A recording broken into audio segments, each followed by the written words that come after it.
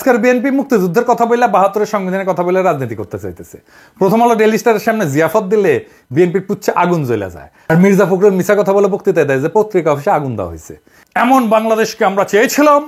বাংলাদেশ রাষ্ট্রের সাথে সবচেয়ে বড় গাদ্দারি এখন বিএনপি শুরু করছে। বিএনপি যদি মুক্তিযুদ্ধের আওয়ামী বয়ানি ফেরি করে তাহলে আলাদা করে পার্টি করার প্রয়োজনীয়তা কিসের? আওয়ামী লীগ করলেই তো পারে। মুক্তিযুদ্ধের বয়ান দিয়ে যে ফ্যাসিজম আওয়ামী লীগ চালু করছিল, সে একই কাজ তো বিএনপিও চালু করলো। তাহলে বিএনপির নিজের রাজনীতি কোনটা? উত্তর হইল যে বিএনপির কোনো রাজনীতি নাই।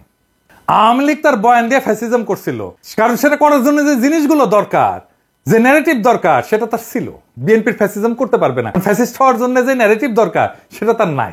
বড় জোর চাঁদাবাজ হইতে পারবে, টেন্ডারবাজি করতে পারবে, ঘুষ খাইতে পারবে, টেম্পু স্ট্যান্ড দখল করতে পারবে, আওয়ামী লীগের চাইতে কুৎসিত ভাবে গালি দিতে পারবে, কিন্তু রাজনীতি করতে পারবে না। ফলাফল হয়েছে যে বিএনপি রাষ্ট্র ক্ষমতায় যাওয়ার সবচেয়ে বড় স্টেক হোল্ডার যে দল, সেটা অলরেডি সবার কাছে একটা তামাশায় পরিণত হয়েছে। তাদেরকে এখন টেম্পু স্ট্যান্ডের চাঁদাবাজ বলা হয়। দেখেন, তারা দ্রুত নির্বাচন চায়, আগাম নির্বাচন চায়, সেটাও তামাশার বিষয় হয়ে গেছে। সে আগাম নির্বাচনের পক্ষে সে একটা ভালো ন্যারেটিভও দাঁড় করাইতে পারেনি। আল বদর থেকে বানানো আল বটর গালিটাই বিএনপির রাজনৈতিক দেউলিয়াত্বের সবচেয়ে বড় প্রমাণ। ভাষা ধার করতে হয় আওয়ামী লীগের কাছ থেকে। আওয়ামী লীগের বানানো মুক্তিযুদ্ধের বয়ানের বাইরে কোনো পলিটিক্যাল বয়ান বানানোর বুড়ো বিএনপির নাই। জিয়াকেও এই মুক্তিযুদ্ধের বাইরে কল্পনা করতে পারে না। আওয়ামী লীগের শত্রু বানানো দেখে আওয়ামী লীগের শত্রু জামাতকেই তার শত্রু বানাইতে হয়। আওয়ামী লীগ যেহেতু বানাইছে, তাকেও বানাইতে হবে। সেজন্য সে আসলে দেখেন, সে আওয়ামী লীগ বয়ানের ভিতরেই আছে, আওয়ামী লীগের ন্যারেটিভের ভিতরেই আছে। আওয়ামী লীগেররা যে গালিটা দিত, বিএনপি একই গালি দিচ্ছে রাজাকার বইলা। যারা আওয়ামী লীগের শত্রু ছিল তারা এখন বিএনপি শত্রু হয়ে গেছে। সিপি গ্যাং এর মতো তারা ঝাঁপায় পড়তেছে আমাদের ফেসবুক পোস্টে। আওয়ামী লীগ আমারে বলতো আমি তারেক রহমানের টাকা খাই, বিএনপি এখন বলে আমি জামাতের টাকা খাই। চিন্তায় এতটাই গর্দভ সেই আওয়ামী লীগের বয়ান, আওয়ামী লীগের ভাষা, আওয়ামী লীগের ন্যারেটিভ দাঁড় কইরা সে আমাদেরকে ফাইট করতে হয়। এদের সৃষ্টিশীলতার অভাব থাকার কারণে সে গালি এখন শুধু জামাতের মধ্যে সীমাবদ্ধ থাকতেছে না। এখন যারাই বিএনপি নির্বুদ্ধিতা নিয়ে কথা বলে সবাইকে আলবটর বলে। আমাকে বলে আলবটর কমান্ডার বলে, আমি নাকি আলবটরের কমান্ডার। বিএনপির হয়ে কোনো শিক্ষিত লোক কথা বলে এমন দেখছেন কাউকে? ওই এক ছাড়া, ফাহাম ছাড়া, বিরানির দোকান থেকে চান্দা তোলা লোক, সে হচ্ছে বিএনপির অনলাইন সিপার চালার। তাহলে বিএনপির পক্ষ নিয়ে একটা কথা বলার লোক থাকলেও কেউ না। আমাকে বিএনপির টপ লিডাররা গালি দেয়, কোনোদিন আওয়ামী লীগের টপ লিডাররা গালি দেয় নাই, কারণ তাদের আমার কথার জবাব দেওয়ার মতো মাল ম্যাটেরিয়াল তাদের মাথায় নাই। হার্দিক মজুমদার যে বয়ান তৈরিতে যে পারঙ্গম, সেটাও তারা পারে না। কেন আওয়ামী লীগের রাজনীতি করবেন এটা বলতে বললে হার্দিক মজুমদার যেভাবেই হোক চেষ্টা করে হোক তো মিথ্যা মিলায় 1 ঘন্টার একটা বক্তৃতা দিয়ে দিতে পারবে, কিন্তু এই বিএনপি সকল মাথায় হ্যাক করলেও বাজারি কথাবার্তার বাইরে 2 মিনিটও কথা বলতে পারবে না তারা। চ্যালেঞ্জ দিলাম, পারলে কইরেন। পারলে তো হাসিনার বিরুদ্ধে বয়ান আপনারাই তৈরি করতেন, আপনারা তো করতে পারেন নাই। বিএনপি জনগণের উপরেও ভরসা পায় না, তাই ওয়াকারের কোলে গিয়া ওঠে, ইন্ডিয়ার সাথে নেগোশিয়েট করে। যে বাংলাদেশ তাদের নেতা হিসেবে বরণ করে নিতে তৈরি ছিল, সেই জনতা মুখ ফেরায় নিচ্ছে তাদের থেকে। বিএনপির এই রাজনীতি আত্মঘাতী। বিএনপিতে যদি র্যাডিক্যাল পরিবর্তন না আসে চিন্তা এবং চর্চায়, তাহলে বিএনপির কোনো ভবিষ্যৎ নাই। কথাটা বিএনপি আলাদের ভালো লাগবে না, কিন্তু এটাই বাস্তব। সেজন্য হাসিনা হটানোর লড়াইয়ে সে নেতৃত্ব দিতে পারে নাই। বাংলাদেশের সবচেয়ে বড় রাজনৈতিক দল হওয়ার পরেও সে 2024-এর বিপ্লবের নেতৃত্ব দিতে পারে নাই। সে নভেম্বর বিপ্লবকে ওনই করে না, 2024-এর বিপ্লবকে বিপ্লব বলে স্বীকার করতে চায় না। বিএনপি আর তাদের বুদ্ধিজীবীরা বিপ্লব নামটা শুনলে কাপড় নষ্ট করে ফেলে, না জানি কি করতে হবে বিপ্লব কইলে। বিএনপির কোনো পলিটিক্যাল বয়ান নাই, মানে রাজনৈতিক বয়ান নাই, অর্থাৎ আওয়ামী লীগের পলিটিক্যাল ন্যারেটিভে তার কোনো আপত্তি নাই। তাহলে সে ভোট কেন দেয় না আওয়ামী লীগকে?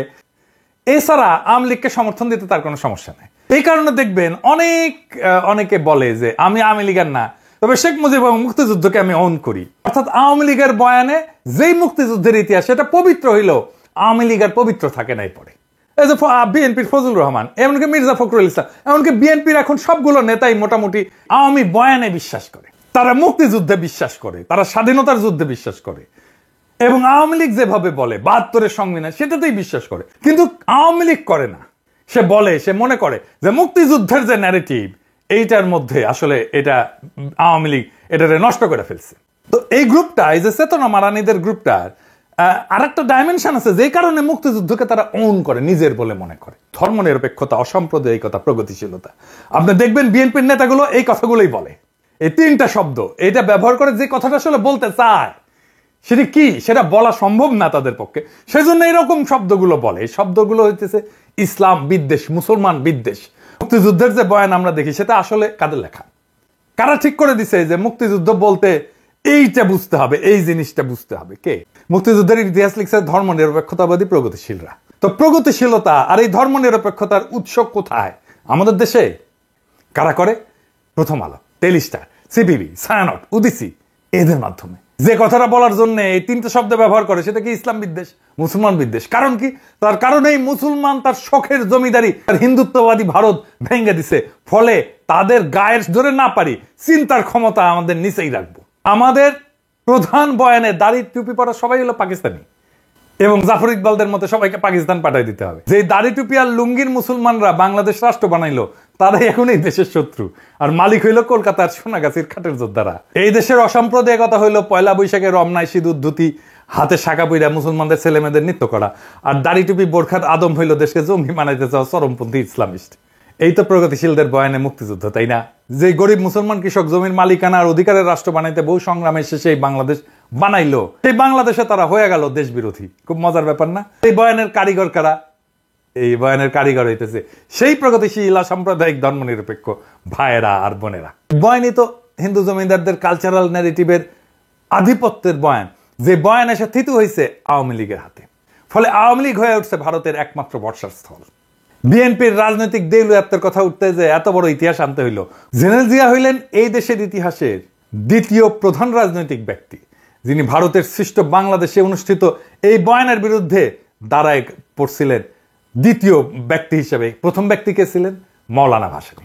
অর্থাৎ মুক্তিযুদ্ধ তথা বাংলাদেশের পলিটিক্যাল ডমিনেন্ট বয়ানকে ভেঙে নতুন বয়ান দাঁড় করেছিলেন জিয়াউর রহমান।